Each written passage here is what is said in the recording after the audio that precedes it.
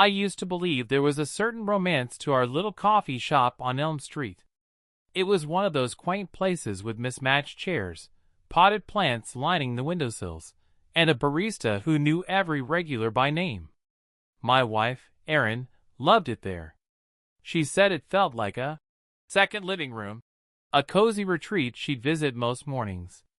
I never thought twice about it.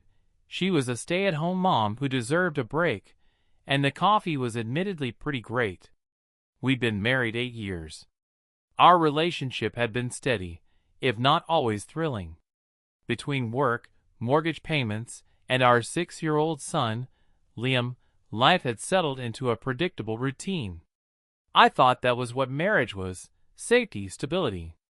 Erin and I weren't the kind of couple to spontaneously book a weekend getaway or dance in the rain. But we laughed together, we loved our son fiercely, and I thought that was enough. Then came the months when Erin seemed distracted. She'd smile, but it didn't reach her eyes. She'd zone out at dinner, only to snap back with a half-hearted joke. I chalked it up to stress. Maybe motherhood was wearing her down, or maybe she needed something more. I even suggested counseling once, but she brushed it off with a tight-lipped laugh.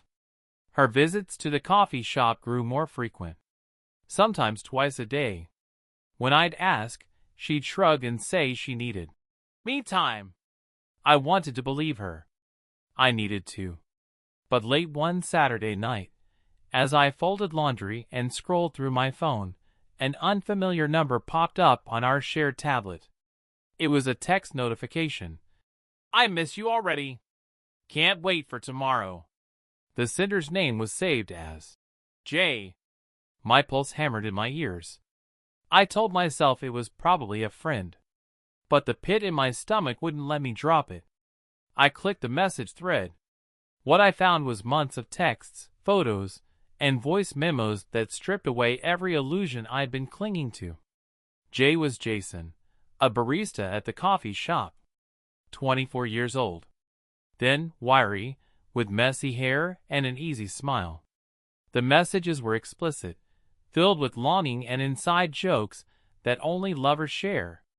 One video crushed me the most. Erin sitting on Jason's lap in the break room, whispering things I thought she'd only ever said to me. I watched it all, numb. My world collapsed quietly in our living room as Liam slept down the hall. The next day, I drove past the coffee shop after dropping Liam at a friend's birthday party. Erin's car was parked out front, just like it had been so many mornings before. I pulled over and sat there, staring. Part of me wanted to storm inside, flip tables, and scream. But I couldn't. I needed to know more before I acted. So I waited. And as the minutes crawled by, I saw them. Through the window, Jason stood behind the counter, his hand brushing Erin's as he passed her a latte. She smiled the way she used to smile at me, wide and unguarded. Then she leaned in to say something, and he laughed, touching her elbow like it was the most natural thing in the world. It felt like someone had reached into my chest and ripped out my heart. That night, Erin came home later than usual. Her hair was windblown, cheeks flushed, eyes bright.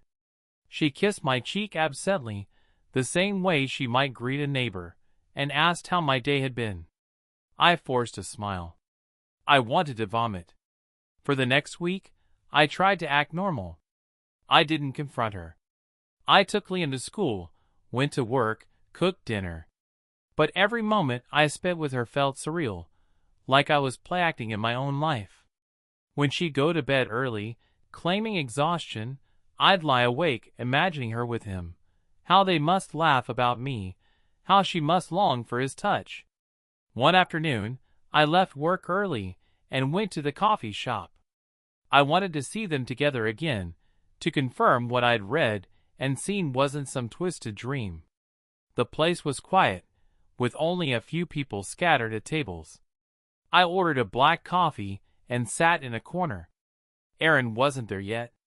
Jason moved around the counter with practiced ease, greeting customers.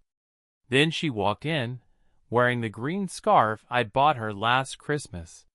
My heart clenched. She didn't see me. She went straight to the counter, where Jason greeted her with a smile that said more than words ever could. He reached across the counter, brushed his fingers against hers. She giggled softly, looking around as if making sure no one was watching. But I was. The rage came suddenly, white-hot and absolute. I stood up so fast my chair scraped across the floor. Jason and Aaron both looked up, their eyes widening as they saw me. Aaron's face drained of color. Jason's smile fell away, replaced by a nervous flicker. "Hey there, sweetheart," I said, my voice eerily calm. "Coffee date today?" Aaron opened her mouth, but no words came out. Jason cleared his throat, shifting uncomfortably. The few customers who had been reading or typing on laptops looked up, sensing the tension crackling through the air. "I've seen your messages," I said, voice rising. "I know everything." Aaron's eyes darted to the door, like a trapped animal looking for an escape. Jason stepped closer to her, his hand hovering protectively at her back. The sight made bile rise in my throat. I clenched my fists, willing myself not to make a scene that Liam would read about when he was older. "Please, can we go outside?" Aaron finally whispered, her voice trembling. She glanced around the cafe, aware of the other customers now openly watching. I nodded once, jerking my head toward the door. The three of us stepped out onto the sidewalk. The autumn air was cold enough to sting, but I barely felt it over the storm raging in my chest. Aaron started to speak, but I cut her off. "How long, Aaron?" My voice cracked with fury and heartbreak. "How long have you been lying to me?" Her eyes filled with tears. "It started a few months ago. I never meant for it to go this far." Jason shifted uncomfortably beside her. He looked so young in the daylight, just a kid playing grown-up in someone else's marriage. His mouth opened, but I shot him a glare so fierce he stepped back. "You stay out of this," I snapped. "This is between me and my wife." Aaron's voice was shaking now. "It just happened. I was lonely. You were always so busy, and Jason was there." He listened. I laughed bitterly. "He listened? That's your excuse? That's what our 8 years, our son, all of it is worth? Some coffee shop flattery?" She winced as if I had slapped her. "You don't understand." "You're right," I hissed. "I don't understand. Because I've been here every day, working to build a life with you, and you were sneaking around with a barista half your age." Jason tried again, his voice weak but insistent. "Look, man, it wasn't supposed to." I took a step forward, cutting him off. "I told you to stay out of this." The look of fear in his eyes almost satisfied me. Almost. Aaron raised her hands in a placating gesture. "Please, let's go home. We can talk about this there." "Talk?" I spat. "There's nothing left to talk about." I took a deep breath, forcing myself to stay in control. "I'm going to get Liam. When you get home, we're going to figure out the logistics. I'm done." I turned and walked away before she could reply, leaving them standing together on the sidewalk. My legs felt like they were moving through wet cement, but I didn't stop until I reached my car. I sat there, breathing hard, watching as Aaron finally stepped away from Jason and climbed into her car. She sat motionless behind the wheel for a long time before driving off in the opposite direction. I drove straight to Liam's school. He was smiling when he saw me, pure, unburdened joy that broke my heart all over again. I hugged him tighter than usual. We went for ice cream, trying to pretend things were normal. But behind every laugh, every conversation, was the knowledge that everything had changed forever. That night, Erin came home hours later.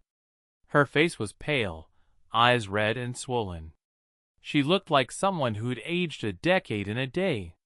We sat at the kitchen table, the same place we'd shared countless meals and quiet moments. Only now, the air felt toxic. "I don't want a divorce," she whispered. "I know I hurt you. I know I broke your trust. But I love you. I want to fix this." "Fix it?" I said, shaking my head. "You can't fix this, Aaron. You didn't just make a mistake. You made a choice, over and over. You chose him every time you went back."